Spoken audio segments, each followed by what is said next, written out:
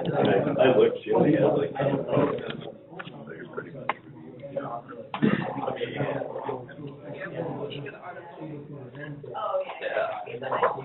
So I'm hoping to kind of start on that this weekend. Yeah, it's also one of the things like I love to do all this stuff now when I'm not stressed. Like, I haven't looked at the article, but look what I have in my background. One thought conversation. Clean last words, right? I think I'm okay. I can run emergency. Yeah, I was going to say, I know it's just about, drinking up water. That's really sweet. That is not bad at all. Yeah, so I think the hard thing right on doing short papers on it, writing the paper as long as the paper. Right. Good afternoon, everybody, and welcome to the first WRS seminar of the semester. And welcome to the new students who are taking this course for credit. My name is David Mulla, and I'm the co-organizer of the WRS seminar along with John Never, who's sitting over here. And our first seminar today is going to be presented by Dr. Jeff Havig, and he's an assistant professor in the Department of Earth Science. He arrived last year. He has a PhD in geological sciences from Arizona State University, and he has a master's degree in geology from Washington State University. And his focus is on geochemistry research. He tries to understand how life interacts with and influences its environment. And he gets to study these geochemical sort of interactions in very interesting places that include hot springs, meromictic lakes, glaciers, acid mine spoils, and serpentinization zones. So he gets to travel to Yellowstone and I don't know where else, lots of interesting places. So today he's going to talk about cyanobacterial blooms and the research he's doing on that topic. Thank you. Thank you for that wonderful introduction.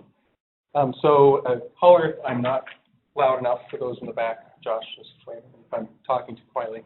So I wanted to introduce my research a little bit. So I'll talk first a little bit about things I'm interested in and things I'm studying, and then we'll get into the story of the harmful cyanobacterial blooms.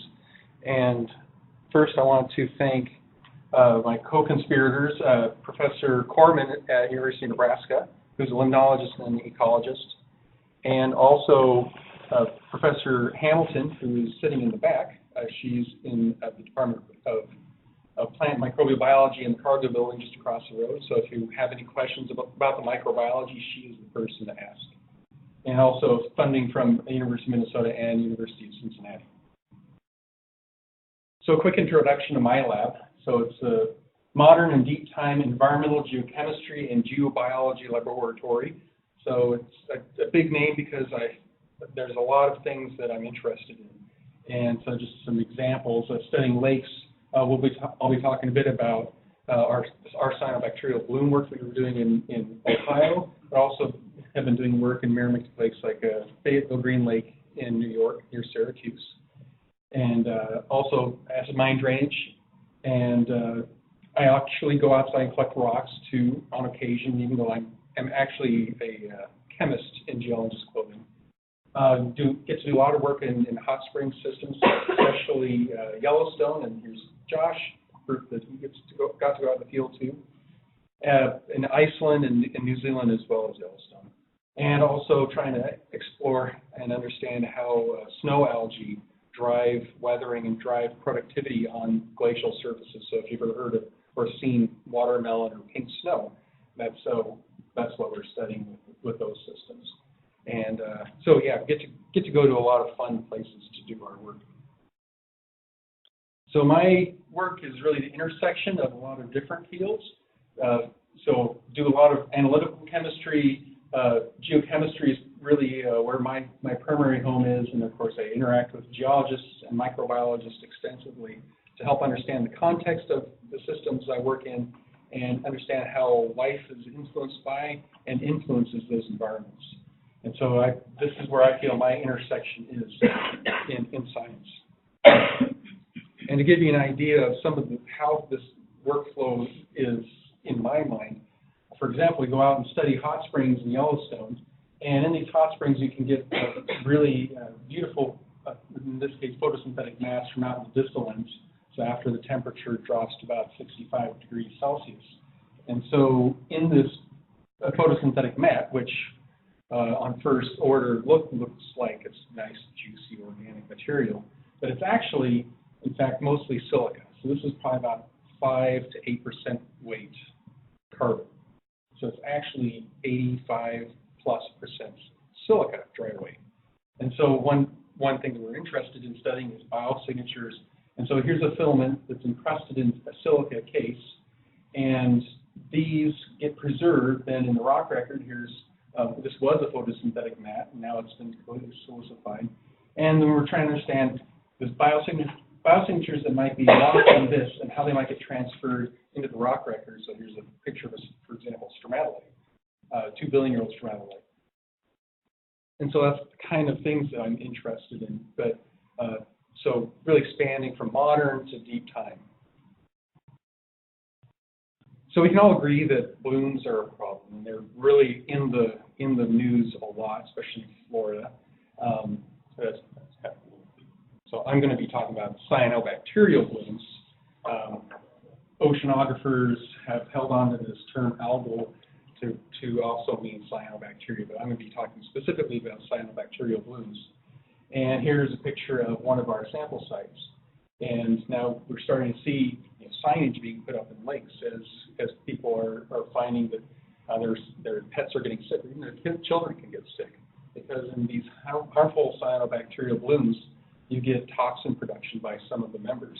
And so some of these cyanobacteria create toxins that can attack your nervous system, your liver, and actually kill pets and make children sick. And so it's a very important piece of understanding to not just think in terms of this immediate toxicity, this immediacy of a health risk, but also thinking in more larger scale, bigger picture terms of what's happening to these lakes and reservoirs as the community composition changes, as it's driven by input of nitrogen and phosphorus from our land use practices. And so thinking in terms of this, I'm most specifically interested in carbon. And so, and from person perspective, of course, these blooms are visible from space. This is a picture from 2011, Lake Erie. So here's Toledo right here. And I don't know if you remember, but in 2014, Toledo, the metropolitan Toledo area, their drinking water was rendered undrinkable because of toxins produced by a similar bloom to this.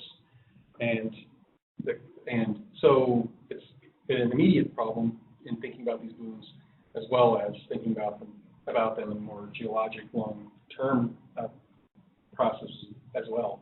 But specifically, one thing that really got my attention when I kind of was delving into this topic is that we now understand that lakes and reservoirs may actually be sequestering more carbon than the world's oceans. So think about that for a minute. Those little ponds that Farmer Johnson has in their backyard, and every lake, and we're not talking necessarily the big lakes, but the small lakes especially, the little ones, and every reservoir that we've created through our dams that we built, whether they're for, back in the day, like 1800s, there's still a lot of reservoirs that were generated for like the Lake Erie system of canals here in Ohio, connecting Lake Erie with the Ohio River to the south. But even modern dams for hydroelectric power generation or irrigation, all those are huge sequesters of carbon. And why do we care about that? So to compound things, like my title said, double trouble. So we have these cyanobacteria blooms. This has been a problem for a very long time now. But now we're compounding this problem with invasive species. So we have zebra mussels, quagga mussels that are now being introduced that were from Eastern Europe. And the shipping lanes, of course, from St. Lawrence bring international ships into the Great Lakes, where they then dump their bilge water and have introduced these mussels, and now it's a national problem. And once they got into the Mississippi River system, it was on. And even though Ohio and the states immediately adjacent to the Lake Erie and Lake Michigan are real hotspots, Minnesota is no stranger, and Lake Superior is going to be affected more and more by these invasive mussel species. And it's spreading, right? They're finding them in California. There's actually reports of them showing up in the Pacific Northwest where I'm from as well.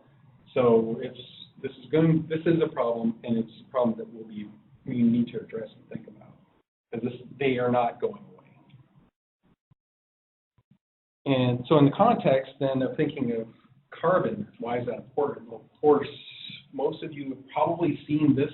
This is the measuring concentration of CO2 in the atmosphere in parts per million over time, starting back in the 1950s. At Mauna Loa in Hawaii, they were measuring atmospheric CO2, and this is our increase. And it's really an amazing thing to just think about how much influence humans have had in putting CO2 in the atmosphere, right?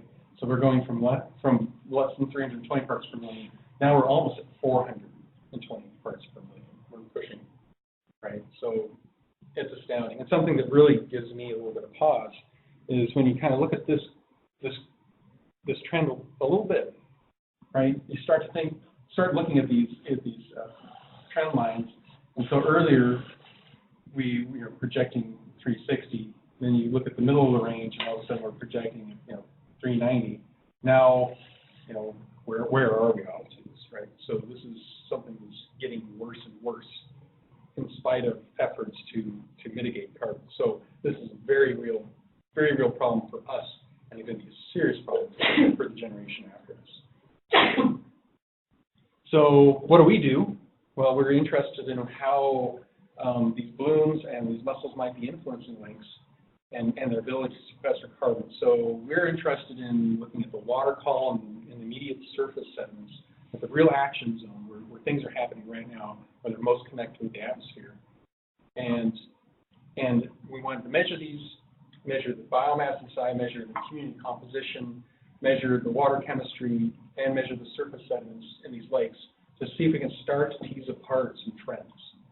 And this is work that hasn't really been tackled yet, so this is just a very first order study that we did just to start scratching the surface.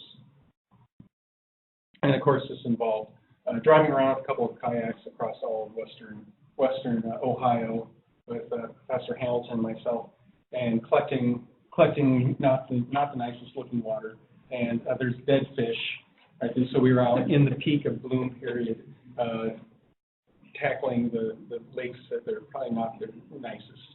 And here's a filter, a glass fiber filter, 0.3 micron, that we use to collect biomass tested from the water column. And you can see, I can testify that it does not take much water to filter through to make that locked up and make the water pretty much impassable. And then we use this to measure the biomass and the community composition. And we also had a sonde that we were able to take out in the kayaks as well to get depth profile measurements, as well as using a Niskin bottle to collect discrete water samples. So things that we're interested in addressing with our first order preliminary work here.